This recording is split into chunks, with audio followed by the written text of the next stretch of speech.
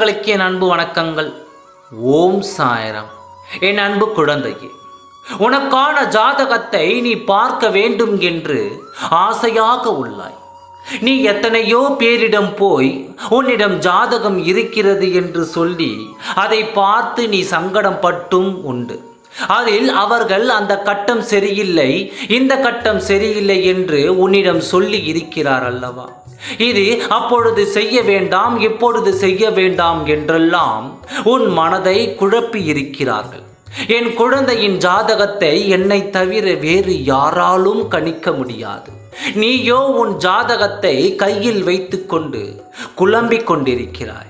நமக்கு எப்பொழுதுதான் நல்ல நேரம் வரும் என்று நீ முயற்சி செய்யும் ஒவ்வொரு நாளும் ஒவ்வொரு நேரமும் உனக்கு நல்ல நேரம்தானே.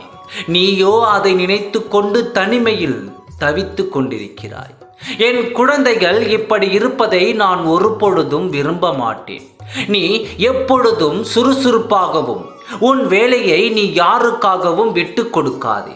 நீ செய்ய வேண்டிய வேலையை செய்து கொண்டே இரு. நீ நினைக்கலாம், நாம் செய்ய வேண்டிய வேலையை செய்து கொண்டு தானே இருக்கிறோம், ஆனால் அதற்குரிய பலன்தான் கிடைக்கவில்லையே என்று. என் அன்பு குழந்தையே, நிச்சயம் உனக்கான பலன் நிச்சயம் உன் கையில் வந்து கிடைக்கும். உன் ஜாதகத்தை பார்த்து நான் மிகவும் ஆழ்ந்து போய்விட்டேன். ஏன் தெரியுமா? உன் ஜாதகம் அப்படிப்பட்ட ஜாதகம். உன் ஜாதகத்தை நான் சொல்கிறேன், கவனமாக கேள். நீ விரும்பிய நபருடன் நீ விரும்பிய மணவாளனே உனக்கு கணவனாகவும், நீ பிரிந்திருந்த உன் துணையே உன்னை தேடி வரப்போகிறார். உன்னை தேடி வரும் பொழுது நீ அவருடன் சேர்ந்து வாழ பழகி கற்றுக்கொள். ஏனென்றால் அவர் மீண்டும் மீண்டும் வருவார் என்று நினைத்து விடாதே. ஏன் சொல்கிறேன் என்று தெரியுமா?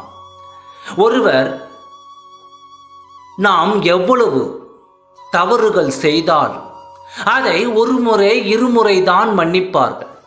நாம் செய்யும் தவறுகளை ஒவ்வொரு முறையும் மன்னிப்பது மிகவும் பெரியதாக விஷயம். அதனை பெருமையாக ஏற்றுக்கொண்டு நீ அவருடன் சென்று நிம்மதியாக வாழ பழகு. ஒருவருக்கு சண்டை வருகிறது என்றால் அது தேவையில்லாமல் வருவது அல்ல. ஏன் சொல்கிறேன் என்றால், ஒருவர் சண்டை வரும் பொழுது, ஒருவருக்குள் சண்டை வரும் பொழுது நாம் யாராவது ஒருவர் அதில் விட்டு கொடுக்க வேண்டும். ஏன் சொல்கிறேன் என்றால், அப்போதுதான் வாழ்க்கை மிகவும் சுலபமாகவும் சாமர்த்தியமாகவும் சுமூகமாகவும் முடியும். ஆகவே குழந்தையே, உன் ஜாதகத்தை பார்த்து நான் கணித்து விட்டேன். இனி நீ சந்தோஷமாகவும் மகிழ்ச்சியாகவும் எந்தவித கஷ்டமும் இல்லாமல் உன் துணையோடு சேர்ந்து வாழப் போகிறாய். அனைவரும் பார்த்து வியக்கும் வண்ணம் உன் ஜாதகம் அமைப்பாக இருக்கிறது.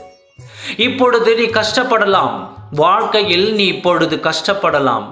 பிற்காலத்தில் நீ எவ்வளவு கஷ்டப்படுகின்றாயோ அவ்வளவு அழகாகவும் நிம்மதியாகவும் சந்தோஷமாகவும் வாழப்போகிறாய். இது சாயப்பாவின் சத்திய வாக்காகும். ஓம் சாய்ராம். நன்றி, வணக்கம்.